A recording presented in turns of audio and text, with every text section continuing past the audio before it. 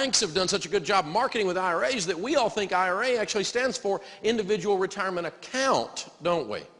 An IRA does not stand for that. If you read the actual tax code, the publication that allows us to have IRAs, the regulation that allows us to have IRAs, it's actually called an individual retirement arrangement.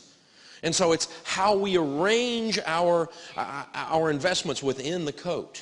You can put a lot of different things in your IRA, but the IRA is what keeps the thing warm from taxes, what keeps taxes off of your investments. Now, when it comes to IRAs, everyone with an earned income is eligible. If you are living on Social Security, if you are living on interest income, you're not eligible. If you are living on disability income, you are not eligible. Now, if your spouse has an earned income and you're married, then you are eligible based on them. So spouses who do not have an earned income are the only exception. They can piggyback on their spouse's income. So for instance, my wife is a full-time mom and she does not have an earned income. But were we in a bracket that we could do an IRA, then she could do an IRA because I have an earned income. Or it could be the reverse at your house. Either way is fine. But you must have an earned income. So when people call me on the radio show or they write me letters and they ask me, Dave, can I do an IRA for my child? No. Not unless your child has an earned income. Now, I do have a friend in the investment business who had a client come in one time. His little baby was in a diaper commercial. The baby was a model, a diaper model. And they made sure so that they could fund the IRA that the money was paid to the baby.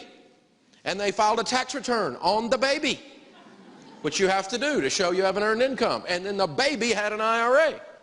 But this is the only way a baby is going to have an IRA, is if you put them out there in the salt mines in some way. Okay? So it's just not going to happen. But keep in mind, you've got to have that earned income. Now, the maximum annual contribution for income earners or non-income producing spouses for an IRA in the year 2008 is $5,000.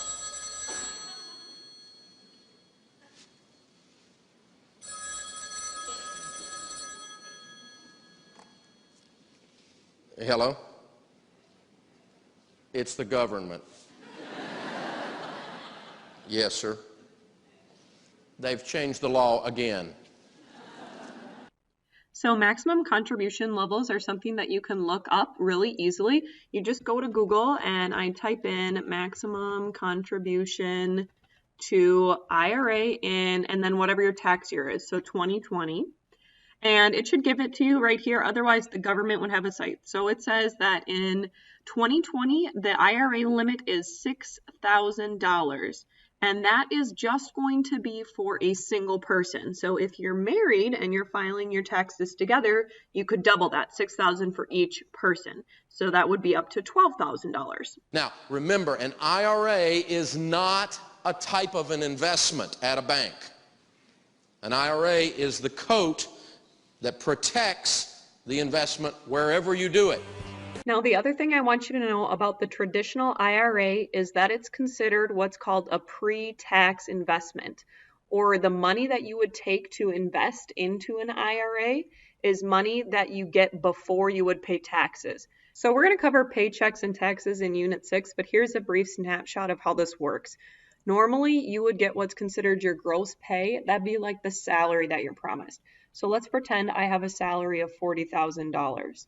I would have to pay taxes on that $40,000. So what I actually take home or get to spend is less than that. So let's pretend that I pay $10,000 in taxes and what I take home is $30,000. If I decided to invest in an IRA, instead of me taking money from only $30,000, IRAs happen before the taxes. So I would get to take money out of my $40,000 and put that into my investment. So let's say I decided to put $1,000 into my IRA. That means that I'm only going to be taxed on $39,000. So it's a pre-tax investment. Pre-tax investments mean that you haven't paid taxes yet, so you'll have to pay them at some point. The point that you pay taxes on is the growth of your money in your IRA. So let's say that in my IRA, I decide to invest in mutual funds, and my $1,000 does really well in my mutual funds, and it builds all the way up till $5,000. So now I have $5,000 and I'm going to retire on a whopping $5,000. So let's say I decide to take $5,000 out of my mutual funds. I'm going to pay taxes on that growth amount from the 1,000 to the 5,000. So I have to pay taxes on the $4,000. A Roth IRA is when you get money handed to you and you save it into your accounts. An investment that will save you money now and get you more in the future. A Roth IRA is something that comes from the IRS that apparently helps you out with some of your income. I don't know. I can't think. Like savings or maybe a retirement plan. Something along those lines. A retirement plan, maybe. A savings account for retirement, putting away for your future. So the Roth IRA is essentially the same thing as an IRA in the fact that it's an individual retirement arrangement. It's not an account, so you can arrange that coat and keep it safe from taxes around any sort of investment. So you can arrange it around mutual funds, stocks, CDs, bonds, whatever you decide to do. And it has the same rules for who can invest in it. Anybody who has an earned income or anybody who has a spouse that has an earned income. It also has the same max contribution per year. So $6,000 for a single person, and if you were married, you would just double that. The difference between the Roth IRA and the normal traditional IRA comes in the tax treatment. Roth IRA is an after-tax investment that grows tax-free.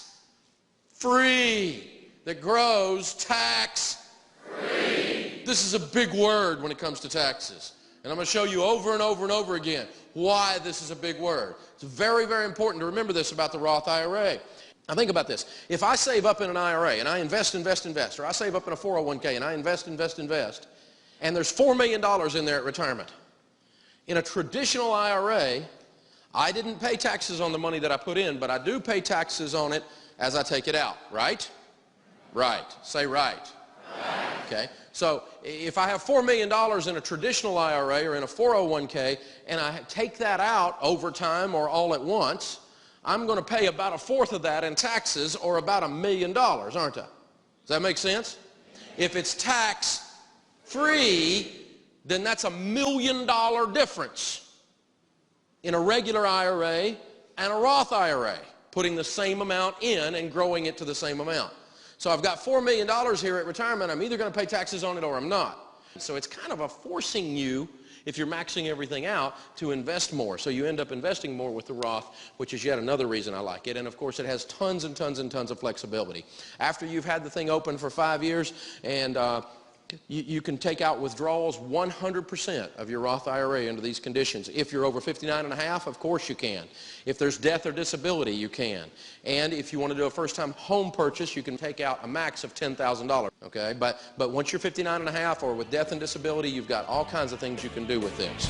So when we compare the IRA and the Roth IRA, I always tell people to start with the Roth IRA because that tax-free investment is so, so, so important. So if you remember looking back at our budget, what John and I invest in terms of retirement, we have the Roth IRA. We don't even use a traditional IRA. In the next couple lessons, we'll take a look at what a 401k and a 403b are, as well as a 457 and a SEP.